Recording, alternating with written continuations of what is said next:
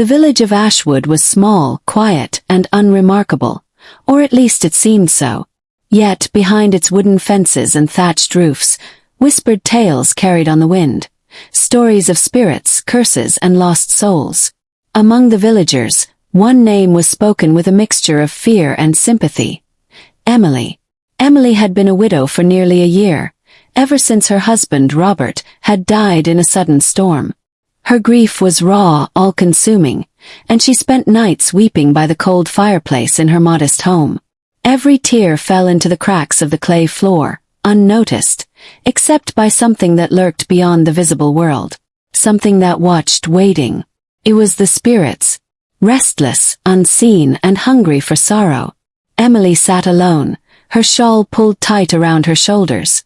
Rain lashed the windows, and the wind howled like a chorus of lost souls. She clutched a photograph of Robert, her fingers trembling. Suddenly, a shadow appeared at the edge of the firelight. "Why do you weep so bitterly, widow?" a whisper hissed, chilling her to the bone. Emily froze. Could it be a human?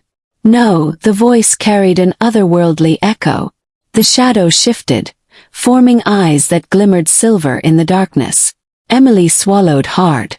I miss him," she whispered. "I don't know how to live without him." The shadow leaned closer. "Your grief is powerful. I can take it, if you are willing to trade." The spirit hovered silently, and Emily felt the room grow colder. "Trade?" she asked. "What do you want in return?" "Your tears," the spirit replied. "Each drop you shed in my presence belongs to me. In return, you will be granted riches, safety, and a life free from suffering." Emily hesitated. Wealth could help her rebuild, perhaps even honor Robert's memory. But the idea of surrendering her sorrow, her very grief, terrified her. Yet desperation outweighed fear. She nodded. That night, Emily wept in front of the spirit. Each tear glimmered unnaturally as it touched the floor, absorbed by the shadow. At dawn, she found a small chest of gold on her doorstep, the sunlight reflecting off it like a promise. She gasped. The bargain worked. Relief and hope surged, mingled with the unease that the spirit's hunger might never end. Days passed, and Emily used the gold wisely, repairing her home, buying food, and secretly helping those in need. But each night the spirit returned. Its requests grew bolder. More tears, deeper sorrow. Emily's eyes grew hollow. Her once warm smile faded. Villagers whispered about strange lights in her house, about shadowed conversations that no one could hear. Emily felt her grief changing, no longer just a feeling. It was a presence that lived inside her, a creeping, gnawing thing. One night, the spirit beckoned Emily toward the forest at the edge of the village. Twisted trees formed tunnels, and the wind carried distant voices of the departed. Glowing eyes watched from shadows. "This is where your tears will truly serve," the spirit murmured. "Here, sorrow becomes power, and grief is currency." Emily felt a shiver of fear. Yet something inside her, a spark of courage, refused to bow completely. The spirit revealed visions. She could command respect, wealth, and influence. She could punish the cruel, heal the suffering, or even protect herself from loneliness. All it demanded were her tears. Emily hesitated. Power tempted her, but she knew the spirit would never stop. Giving in fully could cost her very soul. The next morning, villagers noticed unusual occurrences.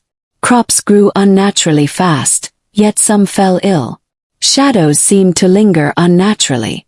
Children avoided her home, whispering of lights and voices at night. Emily's reputation wavered between fear and admiration. People thanked her for her wealth but feared the price she had paid. The spirit demanded her greatest sorrow. Memories of Robert.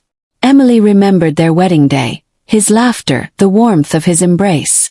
Giving these memories felt like cutting a part of her soul. Yet the gold, the power, the chance to survive, pulled her toward the darkness. She cried rivers of tears that night, her grief fueling the spirit's hunger. By now, the spirit no longer whispered politely. It hovered constantly, demanding, pressing, reminding her of her loneliness. Emily began to feel drained, not just physically but spiritually. Her nights were restless, her days haunted by visions of glowing eyes and whispering trees. She realized the bargain was consuming her. She had to find a way to reclaim herself. Emily approached the village elders, wise women and men who had knowledge of charms, spirits, and ancient protections. "Courage and cunning can match grief," one elder said. "Your sorrow is strong, but spirits respect those who confront them with knowledge." Armed with charms, herbs, and a plan, Emily prepared to face the spirit on her own terms. That night the spirit appeared, expecting Emily to weep endlessly. But Emily held a glowing charm and faced it bravely. "I will not surrender my soul," she said firmly. "You may take sorrow, but not my life, not my memories, not my will." The spirit recoiled, hissing. The charm glowed brighter, forcing the spirit to retreat into the shadows. Emily's tears were still hers, but she felt lighter, stronger, finally free. Emily returned home, cautious but victorious. She shared her wealth wisely, aided villagers in need, and spoke of courage, resilience, and the perils of despair. The forest remained mysterious, yet Emily walked with confidence. She had faced grief, spirits, and her darkest fears, and survived. Years later, Emily's story became legend. A tale of sorrow, courage, and cunning. Children whispered it at night, adults reflected on it, and travelers marveled at the widow who had faced spirits and reclaimed her life. Sometimes when rain falls gently on ashwood, people claim to hear a soft echo of a woman's tears. Not stolen, not mournful, but a testament to love, grief, and the strength to endure. Emily's journey teaches that grief is powerful, but not unmanageable. Pain can be transformed into courage. Desperation may tempt us into dangerous bargains, but wisdom, resilience, and bravery can reclaim what darkness seeks to take. Even in sorrow, hope can survive, and with it, life itself. Emily grew older, her hair streaked with silver, her eyes calm but knowing.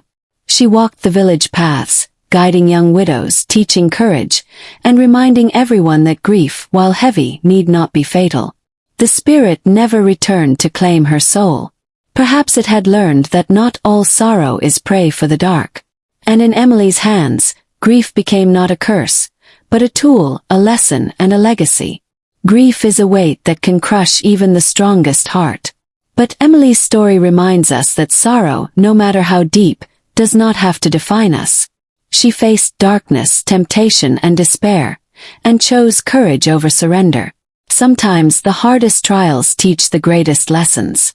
Emily's journey shows that wisdom, resilience, and bravery can reclaim what despair tries to steal.